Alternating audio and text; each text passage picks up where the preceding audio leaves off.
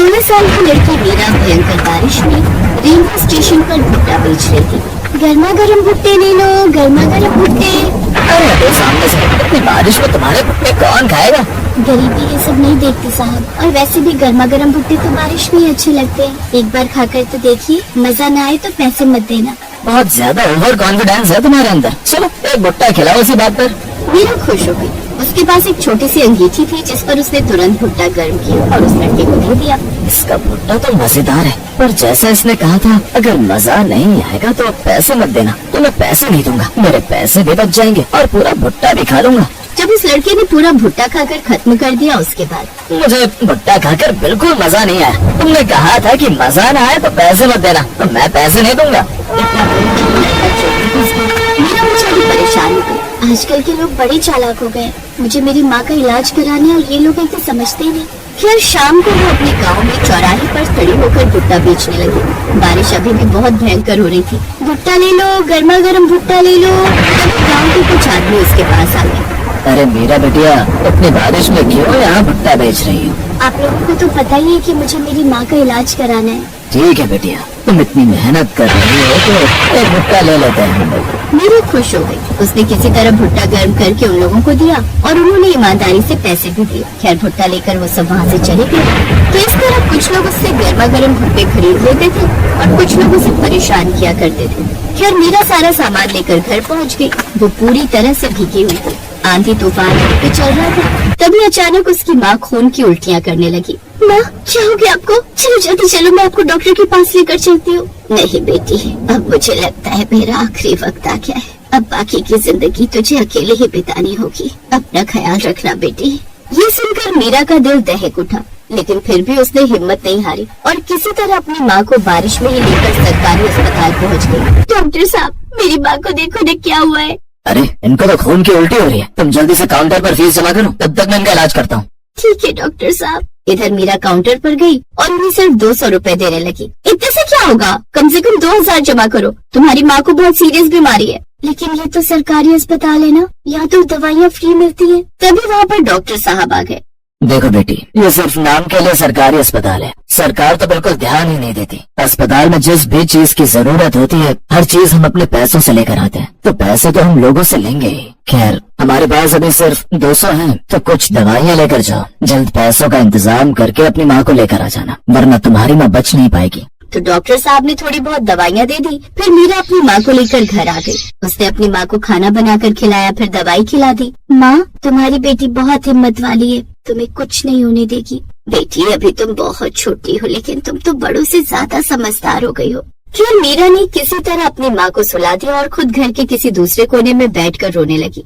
भयंकर बारिश हो रही थी, आसमान में बिजली कड़क रही थी। माँ, मुझे भी रोना आता है, मैं भी कमजोर पड़ जाती हूँ। फिर अगर मैंने आपके सामने रो दिया तो आप भी कमजोर पड़ जाओगी। मीरा रात भर सो नहीं पाई। अगली सुबह भी जोरदार बारिश हो रही थी। उसने अपनी माँ को खाना खिलाया, दवाई खिलाई और भुट्टे गर्म करके उसने पॉलिथीन में भर लिए। ये दुनिया बहुत चालाक है, अब आज के बाद मेरे साथ कोई चालाकी नहीं कर पाएगा। इस पर मीरा किसी स्कूल के बाहर छाता लगाकर बैठ गई। बारिश अभी भी हो रही थी। ये जगह सही है, यहाँ पर मेरे सारे भुट्टे बिक जाएंगे। गर्मा गर्म भुट्टे ले लो। लंच टाइम में बहुत सारे बच्चे बारिश में भीगते हुए उसके पास आए और कुछ ही देर में लगभग उसके सारे भुट्टे बिक गए। तभी उसके पास उस स्कूल के एक टीचर आए। अरे भैया, सुना है तुम बिल्कुल गर्मा गर्म और ताज़ा भुट्टे बेचती हो, जरा मुझे भी खिलाओ, मेरे बच्चों को तो बहुत पसंद है। हाँ मास्टर साहब, मैं बिल्कुल गर्मा गर्म और ताज़ा भुट्टे बेचती हूँ, ये लीजिए। टीचर ने भी बारिश में खड़े होकर भुट्टा खाया।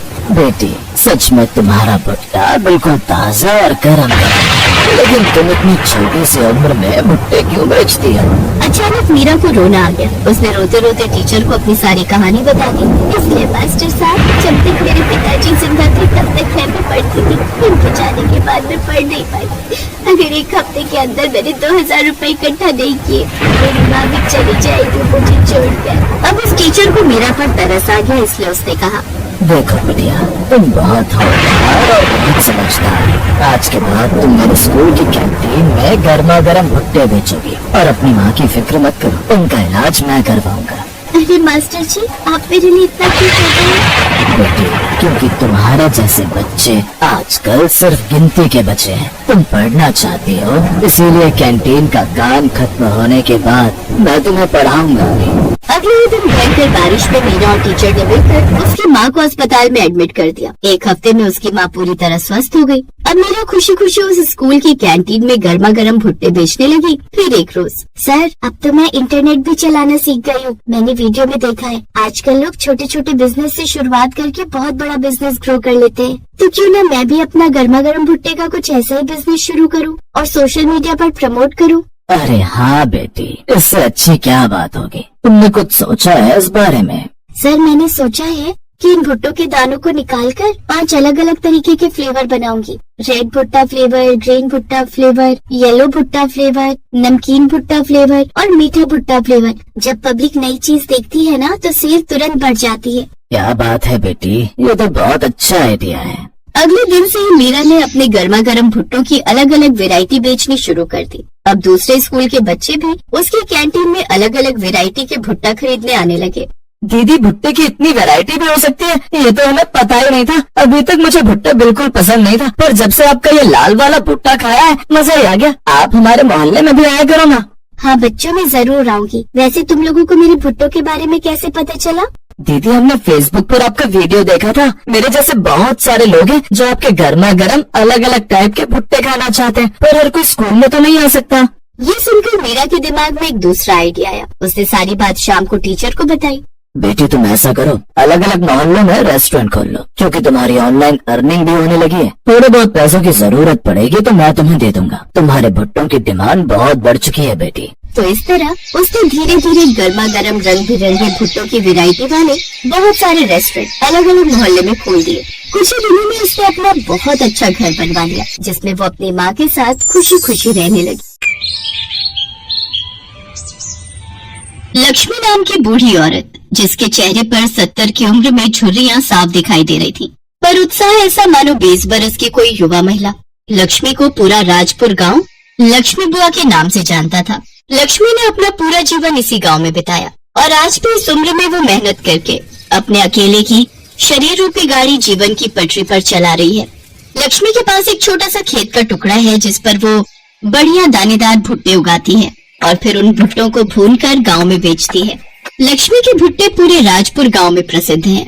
जब लक्ष्मी अपने स्वादिष्ट भुट्टे लेकर गांव में निकलती है तो उसके भुने हुए भुट्टों की सुगंध से सभी गांव वाले आकर्षित हो जाते हैं और भुट्टे खाने के लिए लक्ष्मी के पास आ जाते हैं।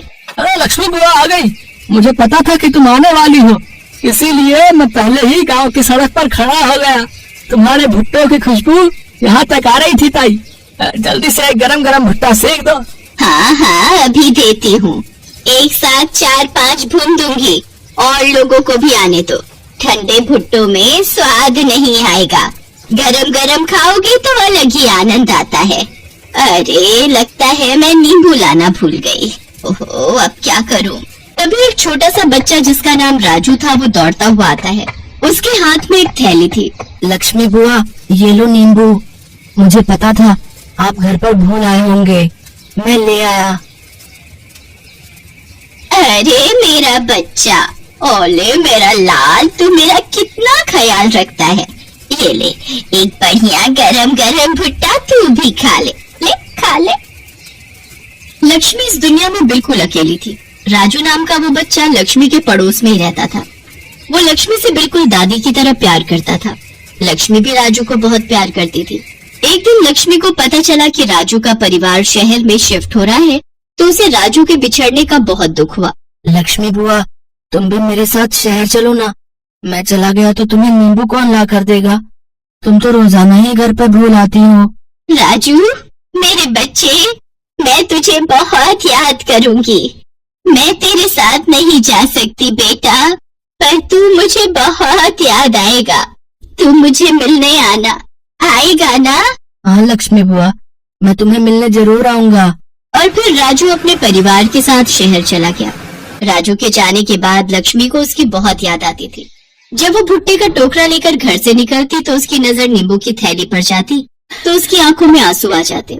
वो नींबुओं की थैली अपनी टोकरी में रखती और राजू को खूब याद करती। लक्ष्मी बुआ, 2 भुट्टे दे दो। अरे आज तो तुम नींबू लेकर आई हो। अच्छा वो राजू जो चला गया, वैसे वो कौन सा सगा पोता था तुम्हारा? एक न एक दिन तो उसे जाना ही था। भले ही वो मेरा सगा पोता नहीं था, पर मुझे बहुत प्यारा था। उसके होने के एहसास से मुझे पोते की कमी महसूस नहीं होती थी। और एक बात ध्यान रखना, कुछ रिश्ते खून के नहीं होते, कुछ रिश्ते दिल से जुड़े होते हैं। हो सकता है राजू भी मुझे उतना ही याद करता हो जितना मैं उसे याद करती हूँ। लक्ष्मी की आंखों में एक बार फिर आंसू आ गए। ऐसे दिन महीने बीते और देखते ही देखते 15 साल बीत गए। लक्ष्मी रोजाना की तरह अपने भुट्टे बेचने गांव में निकली तो आज थोड़ा जल्दी में वो नींबू लाना भूल गई। अरे आज तो मैं नींबू की थैली घर पर ही भूल आई। अरे लक्ष्मी बुआ, नींबू के बिना भुट्टे का मजा नहीं आएगा। वैसे ये देखकर तो मुझे वो याद आ गया, जब तुम नींबू घर पर भूल आती थी तो वो छोटा सा राजू तुम्हारी थैली पकड़ता हुआ आ जाता था। हाँ मोहन तो ठीक कह रहा है, पर राजू तो शहर में है। अब तो वो बहुत बड़ा हो गया होगा। आज तुम्हारी बातें सुनकर मुझे भी उसकी बहुत याद आ रही है। जैसे ही लक्ष्मी अपनी बूढ़ी आंखों से आंसू पोंछने लगती है, उसके सामने नींबू की थैली लिए एक बहुत ही सुंदर लंबा चौड़ा कद का लड़का खड़ा होता है। लक्ष्मी बुआ, आज तुम फिर अपनी थैली घर पर भूल आई ना? अगर मैं न लाता तो? कौन? राजू? लक्ष्मी बुआ, तुमने मुझे पहचान लिया? हाँ, मैं वही तुम्हारा बचपन का छोटा सा राजू। देखो अब मैं कितना बड़ा हो गया हूँ। राजू, मेरे बच्चे, मेरे लाल, तू कितना बड़ा हो गया। तू कब आया? सुबह ही तो आया और आते ही तुमसे मिलने घर गया, पर पता चला कि तुम तो भुट्टे बेचने निकल गई हो, इसलिए तुम्हारी थैली घर पर देखी तो वो मैं ले आया। लक्ष्मी बुआ, तुम कैसी हो? देख देख कैसी लग रही हूँ। वैसी ही जैसे पहले थी, मेरी प्यारी लक्ष्मी बुआ। और फिर राजू लक्ष्मी के गले से लग जाता है। राजू लक्ष्मी को अपने साथ शहर चलने के लिए मना ही लेता है। लक्ष्मी बुआ, अब मना मत करना। अब तो तुम्हारा राजू अपने पैरों पर खड़ा हो गया है, अच्छी नौकरी करने लगा है, इसलिए वो अपनी लक्ष्मी बुआ को अपने पास रख सकता है। प्लीज मेरे साथ चलो ना। तुमने बहुत गरीबी में दिन काट लिए, बहुत मेहनत कर ली, अकेले जिंदगी को बहुत जी लिया। अब अपने पोते के साथ जिंदगी जीने का वक्त है। लक्ष्मी बुआ, मुझे दादी का प्यार चाहिए, जिसके लिए मैं इतने साल तरसा हूँ। तुम तो जानती हो, मेरे अपने दादा दादी तो बचपन में ही गुजर गए। मैंने तुम्हारे रूप में ही दादी को देखा है। लक्ष्मी बुआ, मेरे साथ चलो ना। अपने राजू को अपने लिए कुछ करने का मौका दो। राजू लक्ष्मी को अपने साथ लेकर शहर आ जाता है। जिंदगी के आखिरी पलों में लक्ष्मी ने वो देख लिया जिसकी उसने बरसों से कामना की थी। उसे पोते और बहू का सुख मिला। राजू के माता पिता लक्ष्मी की बहुत इज्जत करते हैं। सच, बहुत कम ऐसे लोग दुनिया में होते हैं जो इस तरह के रिश्तों को निभाते हैं, और ये रिश्ते ही तो सबसे अनमोल बन जाते हैं।